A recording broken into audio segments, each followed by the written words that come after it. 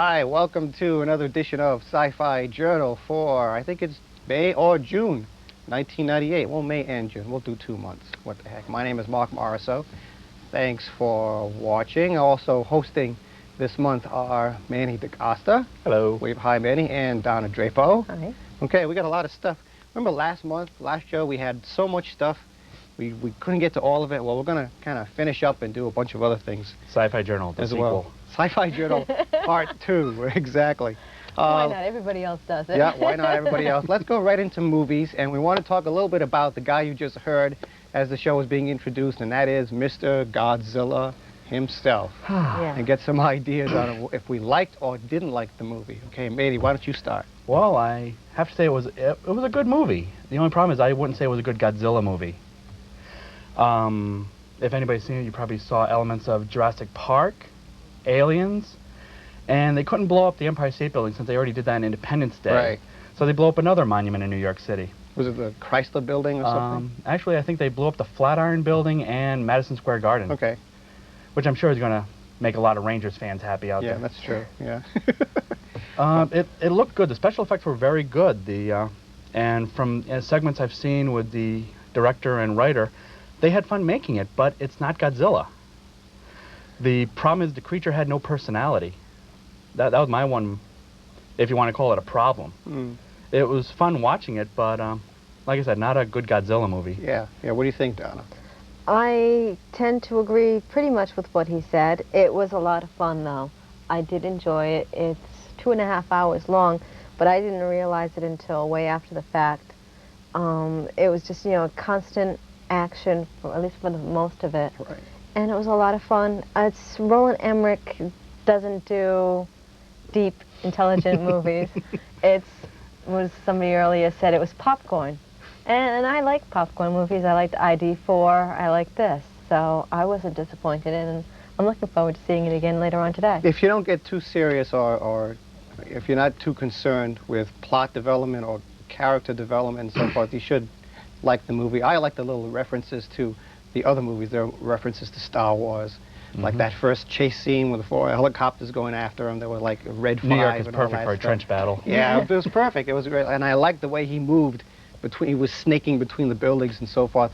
I agree with what you said regarding Jurassic Park, that scene with the eggs were hatching. If you haven't seen this movie yet, go see it, because we're spoiling it for you anyway. But that's Time is running out. There's also a lot of geek things in there that you can catch, like the call sign for the TV station is WIDF, right, idea. which is for Very ID4. subtle. Yeah. And when they're in But there's Madison, a lot of little things like that. when so they're it's in kinda Madison fun to Square catch. Garden, when they're in the garden, when they finally get into the television studio, there's a little ID4 alien plopped on top of the computer monitor. There's little references missed like that. that. Yeah, you'll catch it Yeah. next time. We're So- gonna go back and see it tonight. So I guess we're more of a geek than you are. I guess. At least in this You case. said it, I didn't. In this case, only.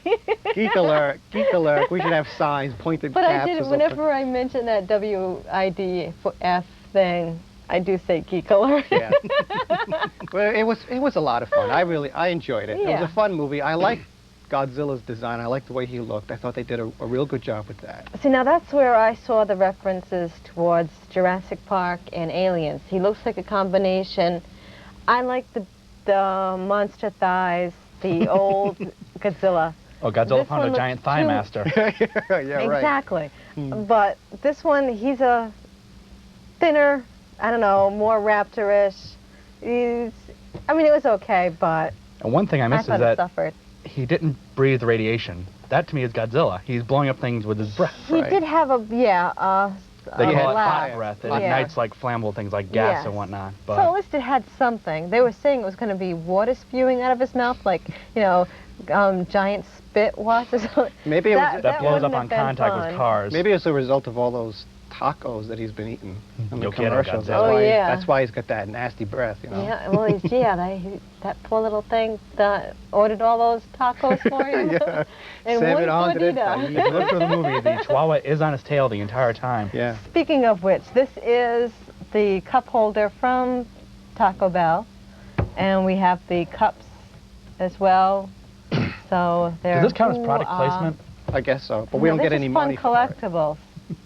And if you're as much of a geek as we are, then you want to run out and get these. They also have discs that are free inside.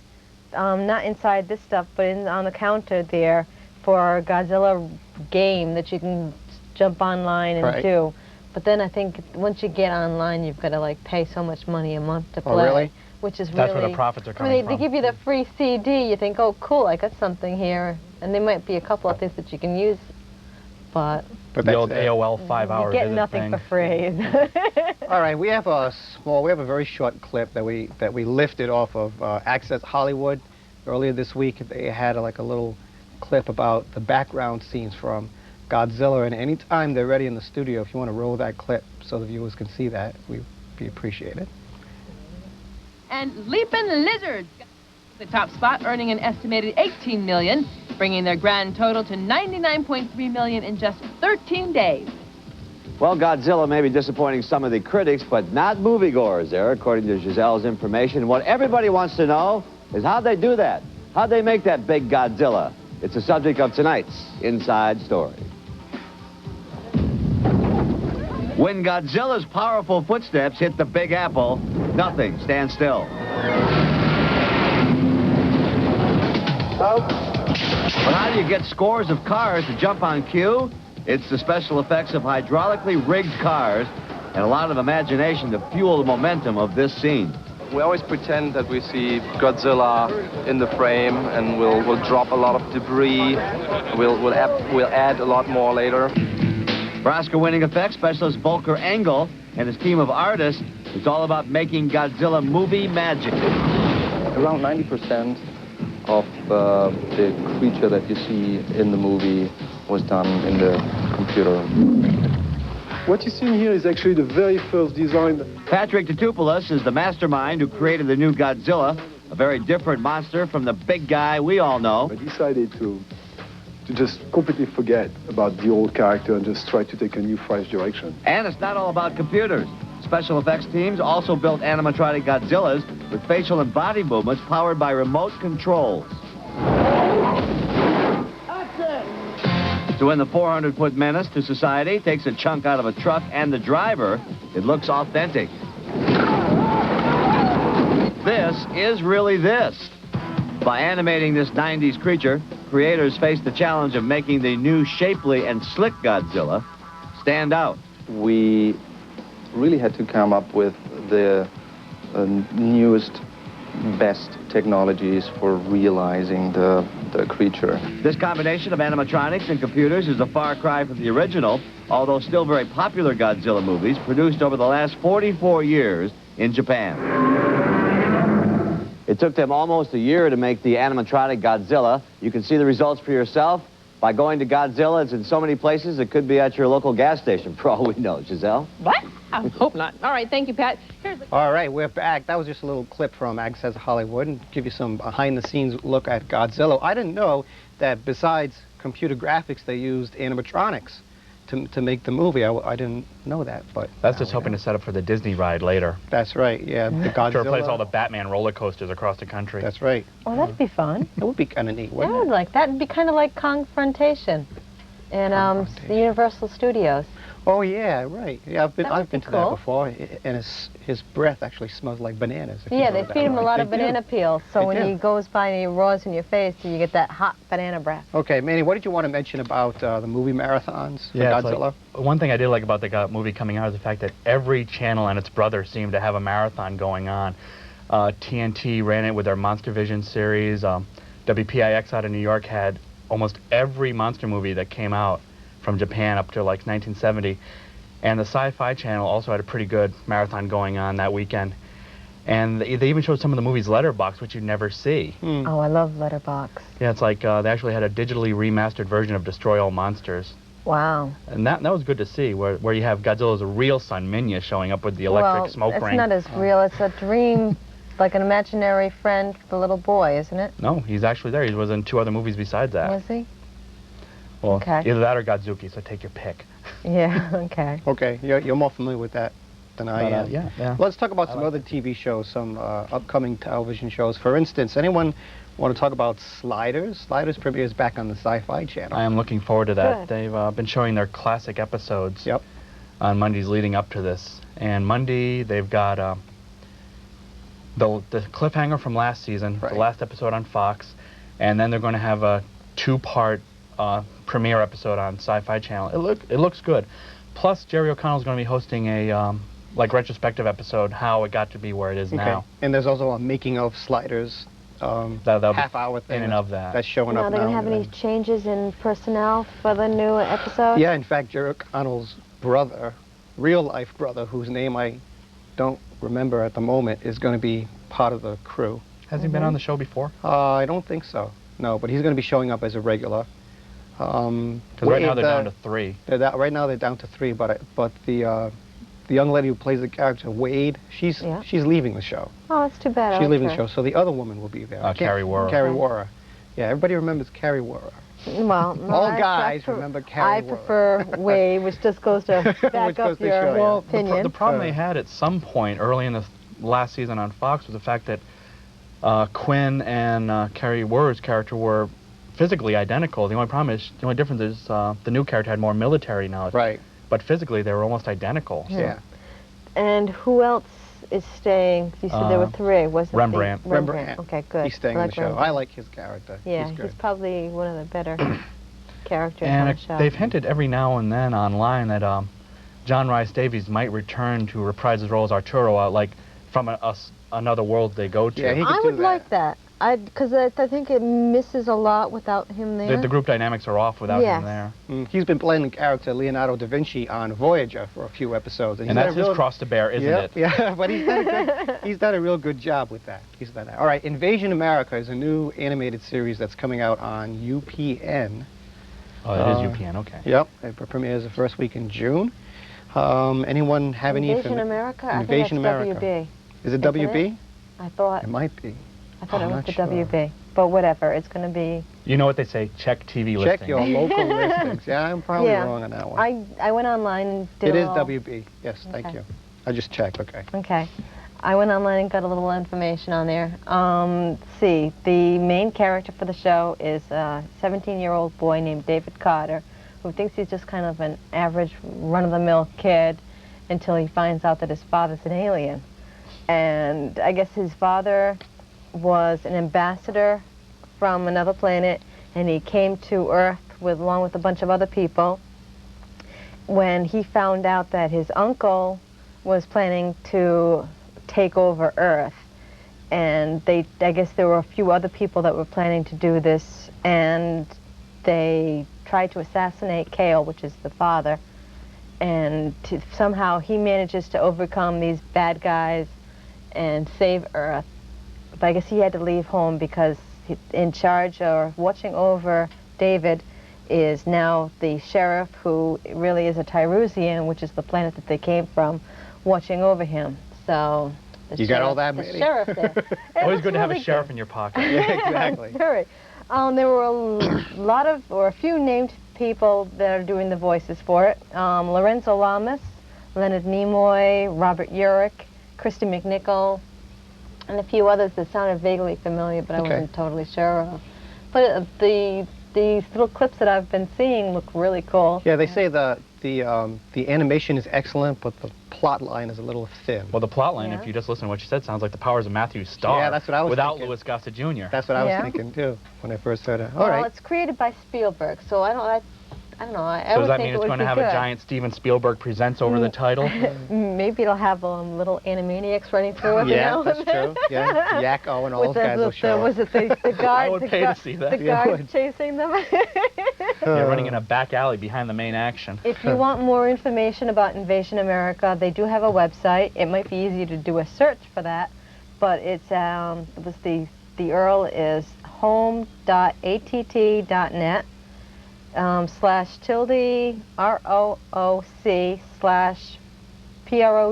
/ROOC/PROD.HTM. Yeah, you're right. It's easy to do a search. Do a search. That squiggle thing has a name? Yeah, the squiggle thing has the yeah, name. it's a tilde, yeah. Okay. There's tons of information Well, I've on learned there. something today.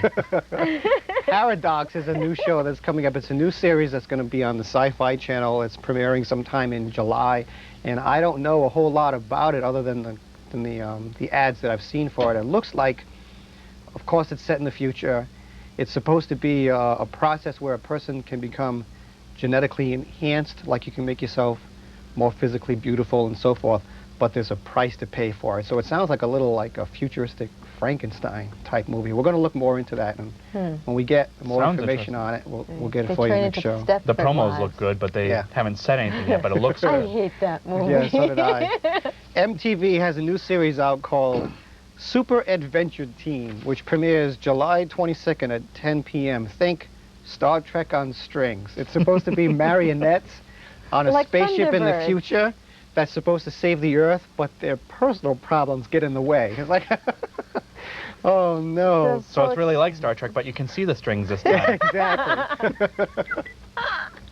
Oh, so I don't know. I mean, we're going to try to get, I think MTV Well- has a website, so we're going to try to get information on that. Oh, who I always doesn't have a enjoyed website? those, I know. um, I don't have a website. Those but marionette shows. I thought those the was Jerry it Anderson show. Anderson. Those are a lot of fun. The Yeah. Stingrays and all of Yeah. those. Space 1999. Oh, I'm sorry, that was live action. No, that was just Maya that was on a string. That was it. Oh. Too much. Okay, the Yugo Awards are coming up in the fall, and Donna has a lot of really interesting information about the upcoming Yugo. So, Donna, if you want to speak to us about that. Okay, there is a massively long list of nominations for this. The actual ceremony will be the Friday of August, I think it's 5th, and we'll let you know who exactly did win later on next month.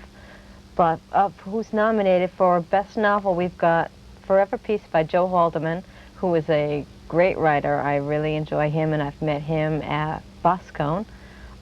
There's the Frame Shift by Robert Sawyer. The Rise of Endymion by Dan Simmons. Jack Frost by Michael Swanwick. And City on Fire by Walter John Williams. And Best Novella is The Funeral March of the Marionettes by Adam Troy Castro, which was in FNSF. Equipesius, Jeffrey A. Landis, that was in SF Age. Loose Ends by Paul Levinson in Analog.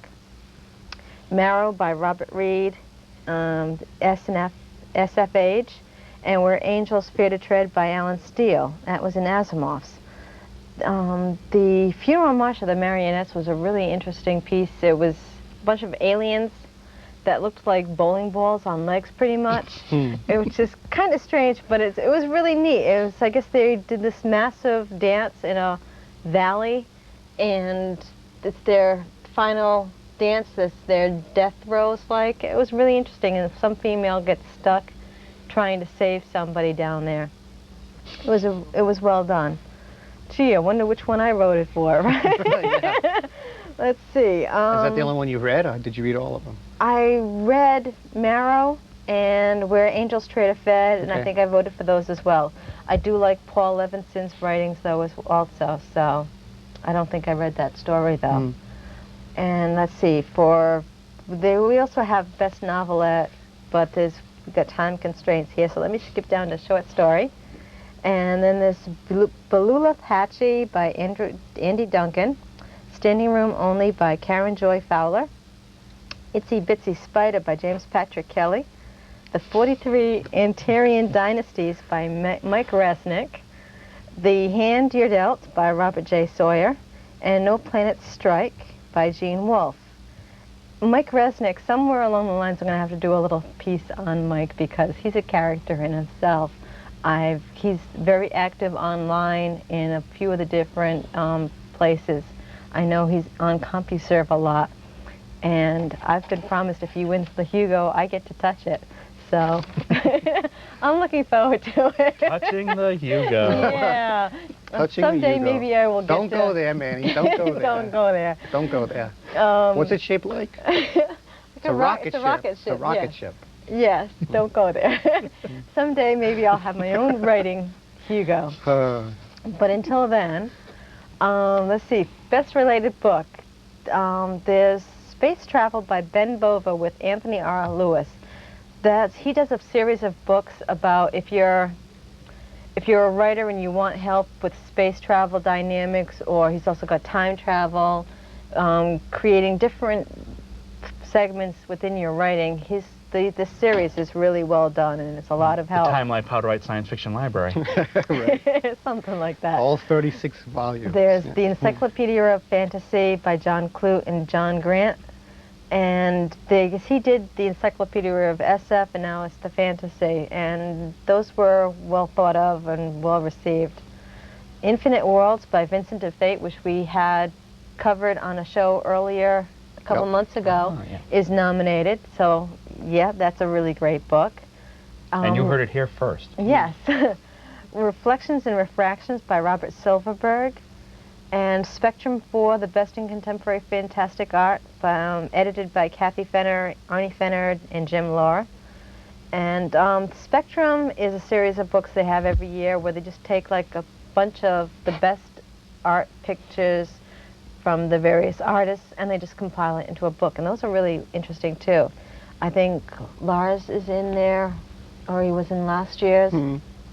Bob probably has a couple of pictures Lars in Grant there. West. Yeah, Yes, he's, Lars one of our club members. Hopefully we'll be able to get into the studio really soon. He has agreed to be interviewed, and he does some really nice things. He is the art director currently at the Roger Williams Zoo, and he does his own science fiction and fantasy stuff. He does a real neat picture of a naked mole rat. Well, if you went to the dinosaurs last year, the pictures that they had for the illustrations, Lars did, and it's really interesting. Let's see, also, Best Dramatic Presentation is Contact, Fifth Element, Gattaca, Men in Black, and Starship Troopers. Interesting mix. Yeah, no TV this time, which I think is pretty good since I don't watch a lot of TV lately. Well, there hasn't been a whole lot of TV worth mentioning anyway. True. Well, the only ones they have nominated have won, so. Right. Yeah. But I don't really understand exactly how Men in Black and Starship Troopers got in there. I don't think they were quite in the same category. Hey, I do, but that's okay. I liked Men in Black. I just don't think it's like the best science fiction movie. It was probably the of most the year. popular one for that particular year. Yeah, maybe. I don't know. I think The Fifth Element was better. Starship Troopers, maybe because it was adapted from the Highland book. Possibly. Possibly. Okay, so if anybody out there is interested in voting for Hugos, you can do that just by supporting the Hugo membership. And if you want a more full listing of the rest of them, because there are semi-prozines, fanzines, and we didn't do artist. That's okay. Oh, you want to do artist? I don't know. Quickly. Okay, Jim Burns, Thomas Canty, David Cherry, Bob Eccleton, Don Mates, and Michael Whalen. Good. Wonder who I voted for. Tough competition. Yeah, good competition. All right. If you want more information, give us a call or email, and we'll give you a full listing. And if you do plan on voting, remember my votes, and feel free to do the same. Yeah, good. Thanks, Donna. Nice job. Poor Mary's going crazy with these cameras. We also, as you know, on Sci-Fi Journal, we review toys and collectibles and so forth. And Calvin recently had a chance to interview a gentleman named Michael Angelo, who has a local website on the internet that you can go to if you're interested in toys and collectibles, and if you need something, they can help you find it. So if that clip is ready, if that interview is... Hello, everybody. Today we're going to be interviewing Michelangelo, who is the creator of the New England Toy Collectors homepage, which is created by a toy collector for toy collectors like me. Hello, Mike. How you doing? First off, why did you decide to create a toy collectors website? It seems like a really good idea.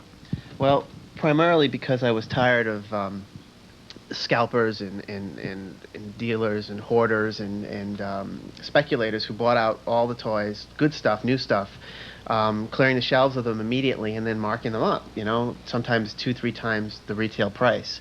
So I figured there had to be a better way to get the collectibles you need to fill out your, the holes in whatever it is you collect. So I decided to start up a group of collectors who can correspond with one another in the New England area and help each other get this stuff before the scalpers get to it. Which is really a great idea. Now, how long have you been putting up the site? How long have you been doing this? Originally, it started as a mailing list in October of last year, which was just mailing. You would send your messages to me. The members would send their messages to me. I would copy and edit them into one long mail message and mail it out at the end of each day. After my membership grew to maybe about 50 members, I decided to put up a website, which I think went up just a few weeks after that, in the same month, in October. And it's been going on ever since. Very good. Now, it's a free site. Why don't you talk a little bit about the rules and how do you join up and become a member? Yeah, it is totally free. There's no cost at all in becoming a member. The only thing we ask is that you share any experiences that you have, any toy finds and stuff, with members as soon as you can. To join, there's a couple of spots on the site that you can click links to joining it, or you can send me a mail message at ascribe, ASCRIBE, at the @ TIAC.net, and you have to be a New England resident to join. You can't be New England or New England or the New York area. The close to Connecticut will allow. But that's it. That's all you really need to do to be a member. Good. Why don't we go take a look at the site and see what some of the features are? Okay, what we're looking at here is the news section of the New England Toy Collectors website. Now, news is updated, I guess, weekly, and how do you go about, where do you get your news information? How do you go about doing that? News is updated usually weekly, if I have the time to do it. The information is usually garnered from postings by my members and maybe any magazines I might have read or websites I've visited to give you additional information. So I just pretty much throw it all together in one place to archive previous news briefs and throw up an image there usually just to make it look pretty. And that's about it. Very, very good. Now, you also offer contests. Now, why don't you talk a little about how you go about doing that and what you have to do? Contests are, again, they're free. There's usually an action figure involved or some other type of toy. Like, we're wrapping it up, but currently we have 2 contests. Where you can win a Bomar Monk figure from Star Wars, or this one here, the Final Jedi Duel 3-pack Star Wars. Depends on the nature of the contest to determine how you're going to win. I mean, sometimes it's a series of questions, sometimes it's maybe wave files, movies you have to identify, or sometimes it's just like an essay contest. It depends, but that's really all there is to it. As long as you're a member, you can enter and win. That's something I have to do when I have the chance. Now, there's also, you have a special guest column from somebody I guess used to run a toy magazine in the New England area. His name's Brant. Why don't you talk a little bit about him? He didn't run the magazine, as far as I know. He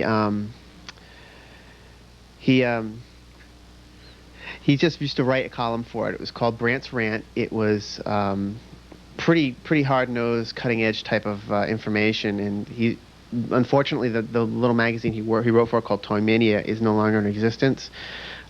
He was a member, so I offered him the opportunity to post his rant on my page, and he took advantage of it, and it's one of the most popular parts of the site now. Very, very good. Okay, well, the main focus of the website is, Mike, you were talking about how you used to email everybody, but now you have a message board. Why don't you talk a little bit about how that works? Right. The email portion got to be a lot of work, especially when the membership grew up over 100. We're currently at 150. So in order to make it quicker and to save me a little bit of time, we posted a message board, created a message board for the site, which you can post immediately from any PC or web TV or whatever. Anything that you find, any information you have, toy find, that kind of stuff, post it immediately. It's there as soon as you post it, and members can read it, respond to it. It's a lot more efficient, it's a lot faster, and I think it's been working really well lately. So get quite a few posts. Yeah, I can say, for example, that I didn't really think that it would work. As people know, I've been collecting the Star Wars Collector Series, the 12-inch figures, and I haven't been able to find my Han Solo Tauntaun figure for like the longest time. But I put a message up there, and somebody actually knew where they were, and I was able to finally pick one up. So that's, that is the main page for the New England Toy Collectors Guide. Mike, why don't you just scroll down a little bit and tell us a little bit about the homepage? Well, the main page here, this is usually one of the first things that you'll see. It's our banner head, which is, I think, really well done by a guy that I work with and another member of the site. it's unmistakable that it's New England Toy Collectors. Down on the left side here, we have a series of links. These are hyperlinks you can click on to move to other parts of the site, like the news page, the contest page. There's a page of links for our members' home pages and other toy-related sites. Area events, local events, shows, and other things like that that are going on in the New England area that we post weekly. The trades page is a place where you can post what you need or what you have to trade or sell. However, again, nothing over retail. That's the rule.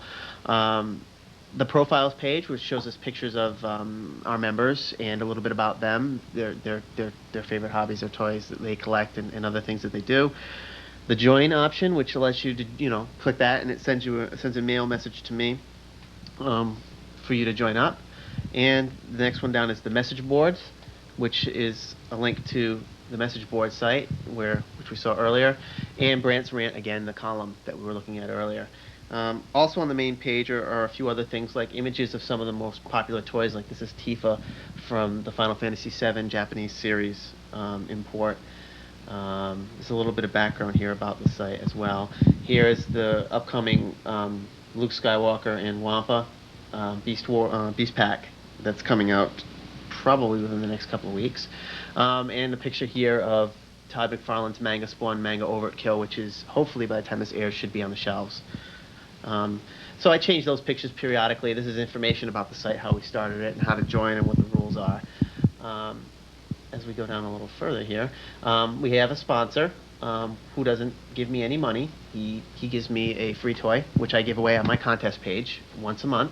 Down at the bottom, we have those links again, where you can get to all the other pages. And at the bottom, a graphic of just a little funny little graphic that you can check out on the site. And a link to the person who designed our banners and a count of the number of people who've hit my site. So I've got about almost 3,000 hits there. So a lot of stuff going on there. I think most toy collectors get a kick out of it. Just to let you know, this is being viewed through web TV. That's why some of the wording and letters seem kind of fuzzy. If you look at it through a regular computer, everything will come up just fine. Has the site lived up to your expectations? I think it's exceeded them. I expected to have maybe 20, 30 members. It's grown by leaps and bounds. We have, like I said, over 150 members currently, and everybody seems to be getting something out of it. If not meeting new friends, then getting the toys that they've been looking for and just can't seem to find. So. And last but mostly important, how do you get to your website?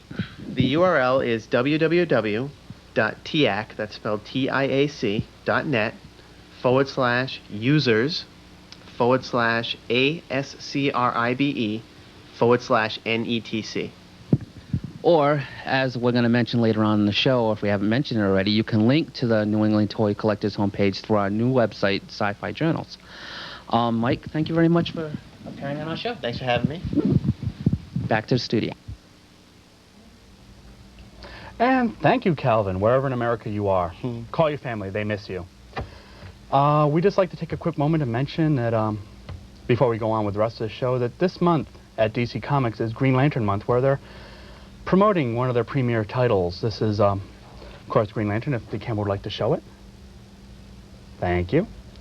This is issue 100 of Green Lantern, and this is a book that harks back to the original Green Lantern, Alan Scott, back in the 1940s during the World War II era. This latest version, Kyle Rayner, is the third member to carry this ring, and they're making a big push to promote this at DC. For those of you who don't know, Green Lantern back in the late 50s, early 60s, was created as sort of like a science fiction, comic book version of the science fiction classic Lensman by E.E. Doc Smith. Your really old viewers will know that. And those are like classic SF. Or those are like classic SF, but who reads around this show? We're a media show. I'm starting trouble again. Anyways, Green Lantern has reached issue 100, and DC is making a major push to promote it.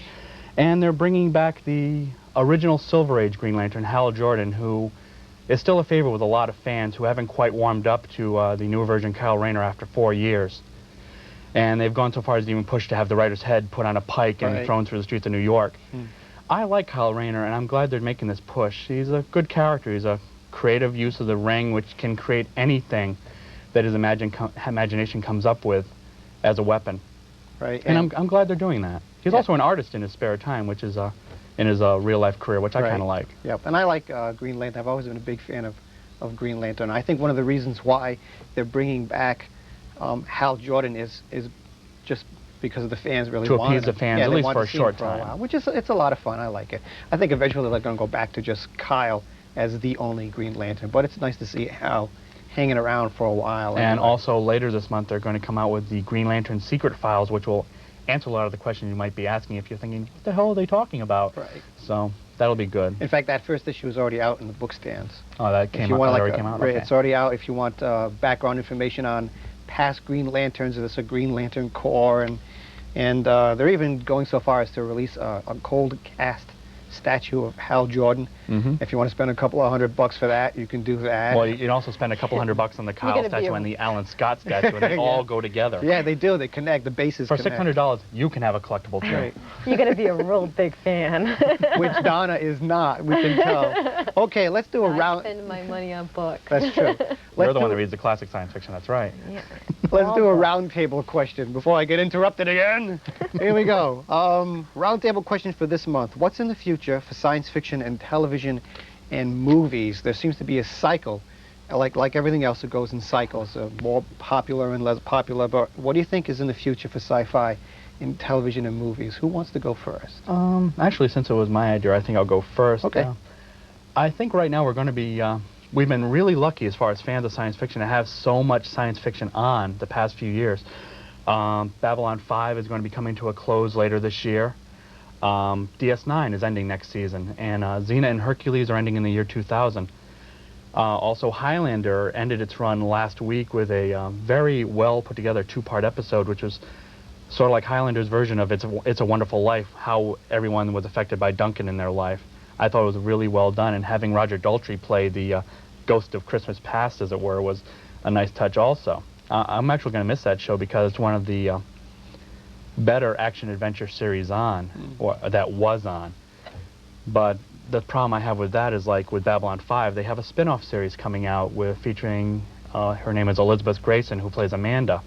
How are these spin-offs going to go? Are they going to like dilute the legacy of these shows that were pretty good, very good in and of themselves? Like, or are they going to become a Star Trek franchise where Right. each version is lesser than what was before? Because I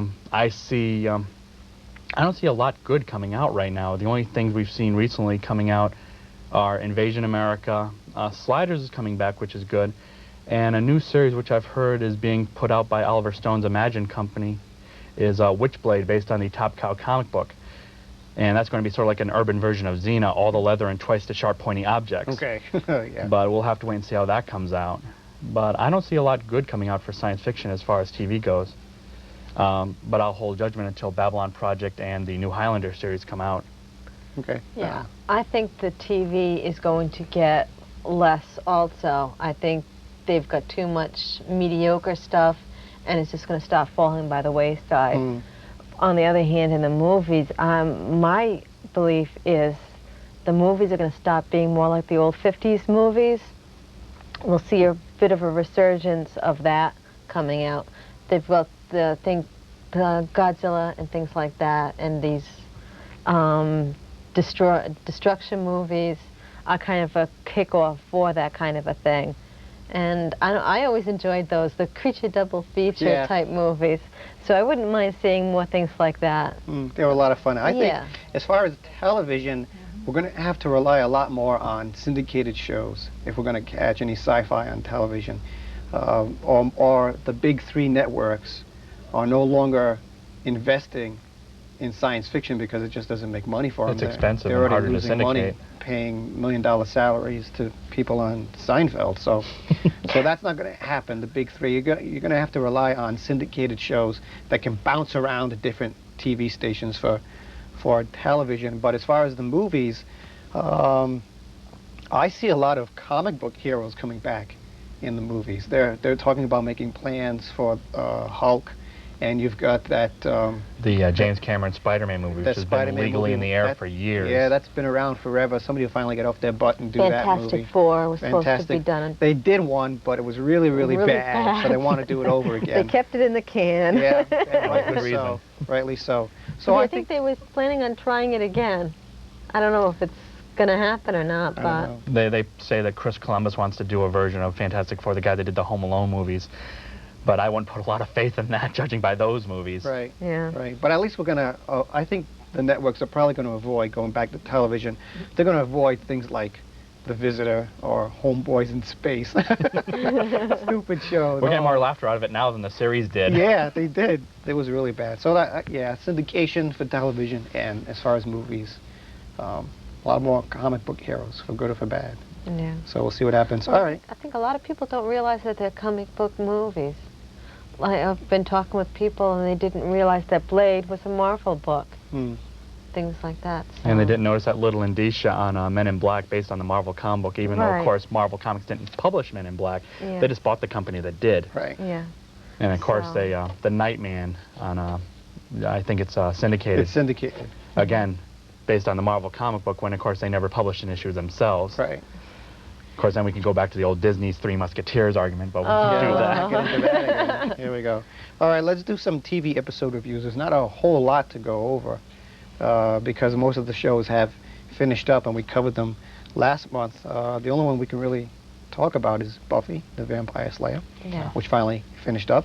Yep. They sent the character Angel to hell. I can say that on cable, can I? Okay. Hell. Hell.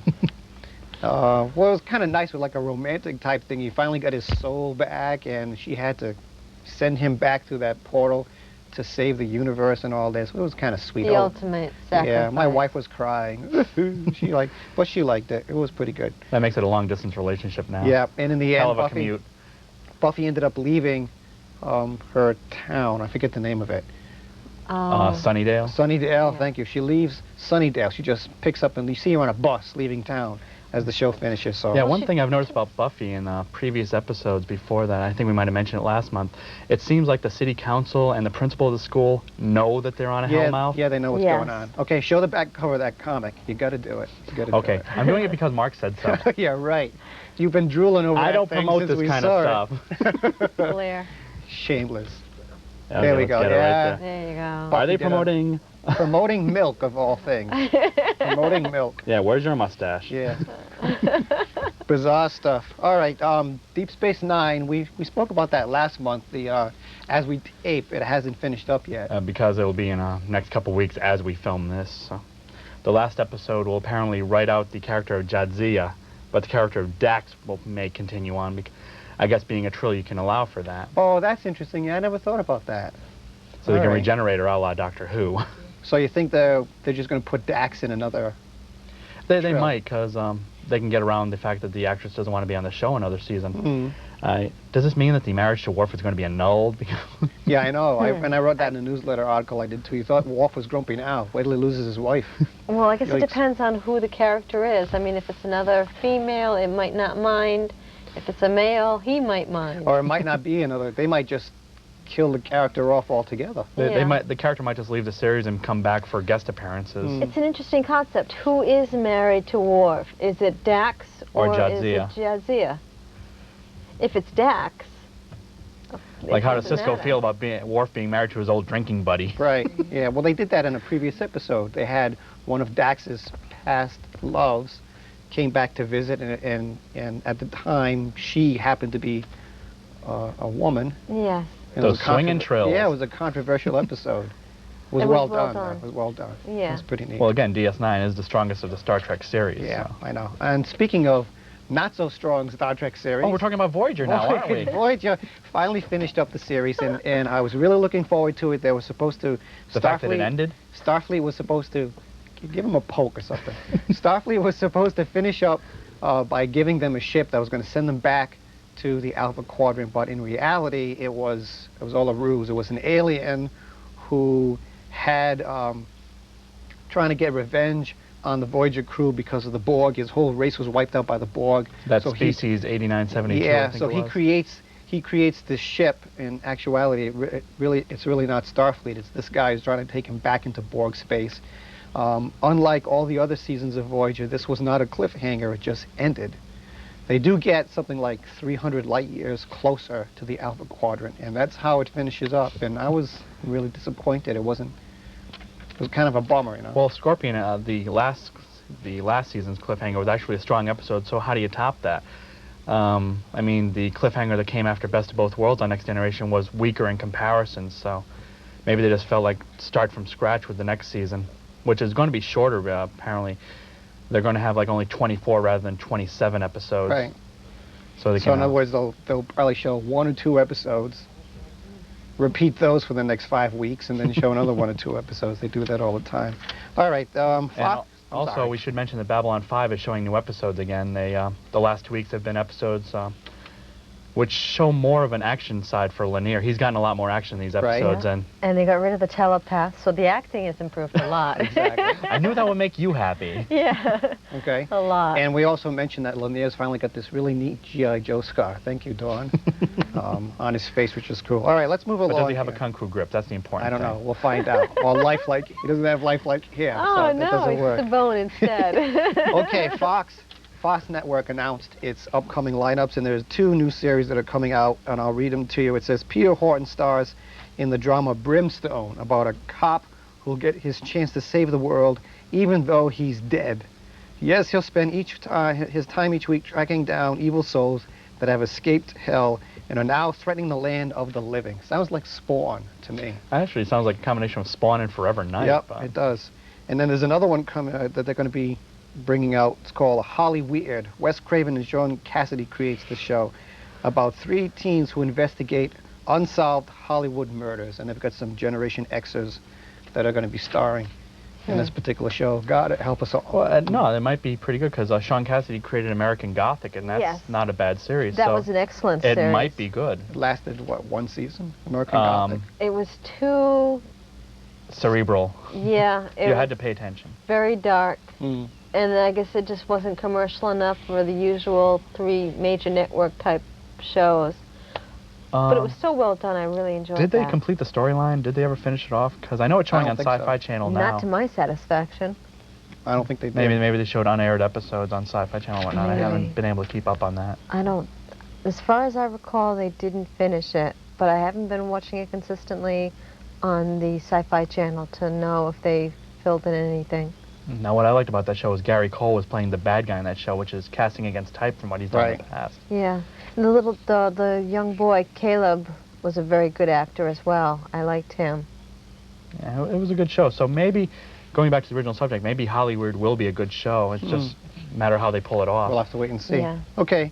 We're going to start getting into toys, collectibles, and other stuff. Because God knows we like toys. Yeah, but before we do, if you grew up in the 60s, you remember an action figure called Captain Action. He was Ideal Toy Company's answer to G.I. Joe. I'm going to hold this up here, and I'm not sure if the camera can get a close-up or not. It might be difficult, but I'll just speak as we look at this. Now, this is going to have the... Captain Action, was an action figure in the 1960s. It was 1966, and he had the ability to become any superhero that you want, and that's where's Captain Action. That's Captain Action right there, and that's Dr. Evil was his counterpart. The neat thing about Captain Action was that he could become any hero. You could buy costumes for the Phantom and Captain America and the Flash Batman and Lone Ranger. and had all the accessories. And sometime this September, they'll be re-releasing Captain Action. He's going to be between, I can't say exact prices, between $30 and $40. That's how much it's going to cost. I asked my mom and dad how much they paid for Captain Action when I was a kid. They said, oh, like $2.95, $3. So we're accounting for inflation here, right? Sad, really sad. So if you're looking for Captain Action, watch for him in the fall. All right, let's look at some toys here. How about these really neat helmets that we've got up on the... Well, you can see the Stormtrooper helmet. Yep, there's a Stormtrooper helmet. Downpost Studios does that. We didn't bring our little teddy bear / Ewok this time. I like him with the helmet on. Yep, and then here we have Boba Fett, who was much more of a marksman than the Stormtroopers. So. Right, they don't shoot each other. Better peripheral vision. Yep, and then we have toys out there in the front. Donnie, want to talk about your little monkeys? Sure, that's the Talk about the Captain monkey. Simeon Nope, and nope, the nope. space. Oops, okay, we've That's not a got- monkey at all. No, but he is the ambassador from Mars Attacks, and I always liked that movie. We come in peace, Mhm. do not run. That's Gore from Captain Simeon and the Space Monkeys, and seated in front of him is Captain Simeon himself. Who is We've voiced by also- Jerry Doyle of Babylon 5. Yes, it's a great cartoon, It's a lot of fun. and that is Spydor. Right next to him, yeah. Yep. And right next to him is a Star Wars action figure. At that range, you can't miss. Right down there. All right, that's a Sequest figure, Lieutenant Commander Catherine Hitchcock. I like Sequest. There are some episodes it's a that better kind show of in mess. retrospect. It just didn't live up to the hype when it was on. Yeah, it was a lot I of think what fun. happened wrong with that was the second year. The second season. Yeah, and it just made it so people didn't even want to bother watching the third one, even though it did improve. Right. Yeah. Okay. I think that's it for toys and stuff. Well, let's No, give we some. got, I'm sorry. The Babylon 5 pick. Yes, Sheridan and please. Delenn, who are actually like, these are much better than the initial line of toys that came out. This is the 6-inch line of figures. Actually, you shouldn't say 6-inch because they keep them in scale. If you notice, Sheridan is actually taller than Delenn. Okay. They don't make him a set height, and it's nicely detailed, even in the wrinkles of the clothes and where Sheridan's pants leg would bend where he walks. They're nicely detailed for the They price. actually look like the people. It's incredible. I don't know if you can see it as easily on camera, but you can definitely see who they are. Find them if you can. They're a bargain. We won't name prices, but it'll be worth it. Okay. Oh, the CDs. Yeah. And the CDs. We also want to mention that recently Babylon 5 has come out with a series of soundtracks, episode soundtrack CDs for separate episodes. What Christopher Frank has done, and they're probably going to be a major glare here. For each episode, he creates a unique soundtrack, and yes, we'll make it so you can see it. Oh, that's pretty good. This is for Severed Dreams, the episode where Babylon 5 broke away from EarthGov. And the music from that is really, really good. I cannot recommend these enough. It's separate from the combined CDs, which have come out before, Volume 1 and 2. These are for each episode.